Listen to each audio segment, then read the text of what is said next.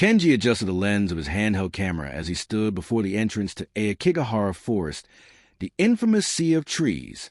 Morning light filtered through low clouds, brushing Mount Fuji in the distance like a faint ghost.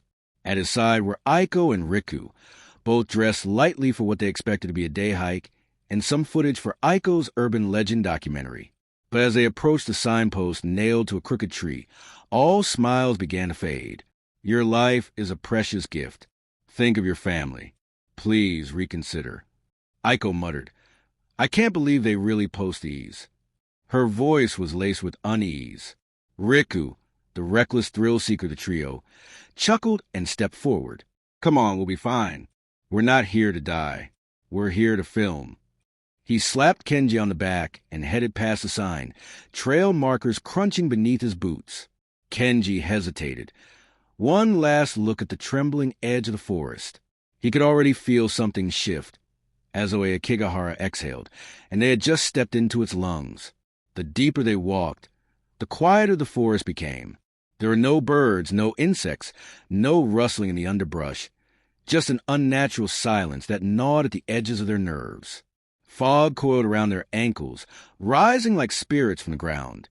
Kenji raised the camera and began to film. We're about 20 minutes into Aokigahara. No signs of life, no animals, not even wind, just quiet. The forest silence wasn't peaceful. It was waiting. Then they noticed the colored ribbons.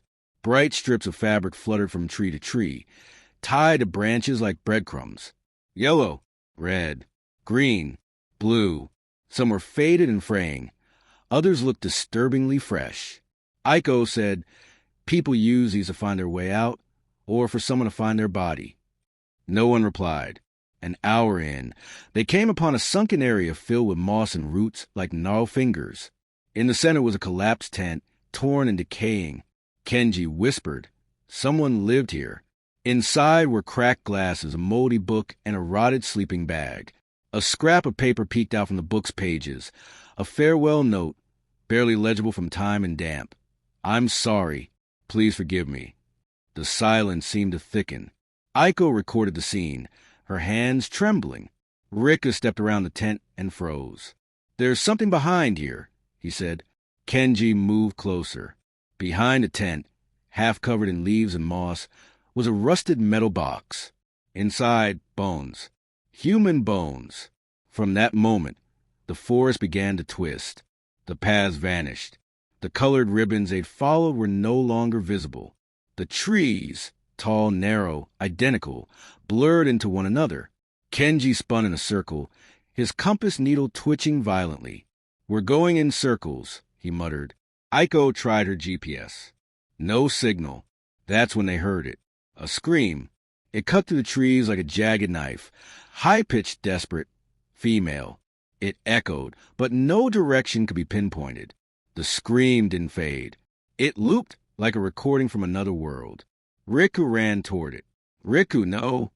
Kenji shouted, but he was already gone. The fog deepened, growing denser with every step. Aiko and Kenji called for Riku again and again, but only their own voices answered back. Aiko grabbed Kenji's arm. Do you hear that? It was faint whispering. Thousands of voices, layered over one another, in different dialects and tones, murmuring secrets that clawed into their brains. Kenji shook his head, eyes wide. The whispers rose like a wave. Then silence. From the fog emerged a figure, a woman in white, her hair long and wet, trailing like ink down her shoulders. Her skin was pale and her face blank. She glided, not walked, toward them. Kenji grabbed Aiko and ran. Branches lashed at them. The trees closed in. The forest groaned, and for the first time, it sounded alive. They stumbled into a clearing. A corpse hung from a tree, a man in a business suit, face contorted in agony, dangling from a noose of red tape. His eyes opened. Kenji and Aiko screamed. The body turned, following them as they backed away. Then came footsteps, multiple sets. Figures walked out of the trees, all silent, all pale.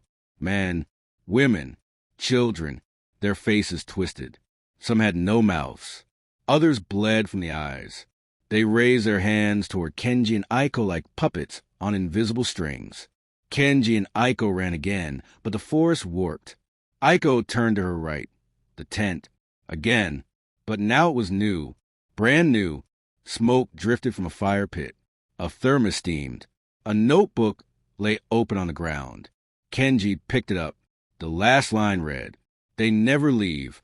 Neither will you." Suddenly, the temperature dropped. Frost crackled on nearby leaves. A cold breath whispered across the back of Kenji's neck. Aiko turned and froze. A figure stood behind Kenji, identical to him, but its smile was wrong. Too wide, too full of teeth. Kenji swung around, but the figure vanished into the trees. They tried retracing their steps. Each time, they ended back at the same place. The tent, the corpse, the tree where voices wept. Time bent in Aokigahara. Kenji checked his camera. The battery, fully charged an hour ago, was now dead. His watch spun counterclockwise. Then they saw her again, the woman in white. This time, she spoke. "Stay with us," she said, her voice dry as wind through bone. Aiko whispered, "I think these are the ones who never left." Kenji looked around at the trees. Hundreds of shadows moved in rhythm with theirs. Echoes, trapped souls. A rustling behind them.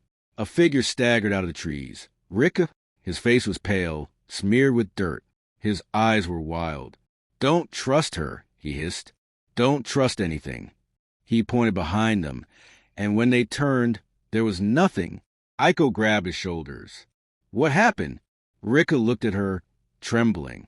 "She showed me things I shouldn't have seen. She wants us to stay. She needs us." His nose bled, then his eyes. He collapsed, and from the shadows, the white figure stood, watching, smiling. Aiko and Kenji dragged Riku, barely conscious, back to the fog, chasing glimmers of light. A soft hum filled the air, a lullaby in an old dialect neither of them understood. Trees swayed. The path beneath them shifted, leading them in circles again. They stumbled into a grove where mirrors hung from tree limbs, cracked, rusted, but reflective. In each, they saw versions of themselves, dead, hanging, staring, screaming. The woman stood in one of the mirrors and stepped out. She reached for Kenji. Rika screamed, "Don't look at her!" Kenji shut his eyes. Suddenly, light. The forest thinned. The mist parted. They saw the sign. The same sign from the entrance. "Your life is precious."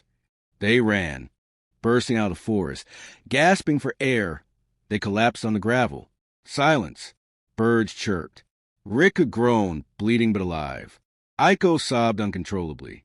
Kenji dropped the shattered camera, but the screen flickered to life. Footage played back. The screams. The whispers. The woman's face in every frame. Even when they hadn't seen her, she was there, always watching. A week later, Kenji uploaded a video to their documentary channel. The footage was raw, full of static and glitches, the audio distorted. In the comments, viewers pointed out something they hadn't noticed. At the very end, as the video fades to black, a voice whispers, "You left, but part of you stayed." And in the final frame, just before the screen cuts out, is a face. Not Kenji, not Aiko, not Riku, but her, the woman in white, smiling. If you ever enter Aokigahara, listen carefully, because sometimes the trees whisper your name, and sometimes they whisper it back.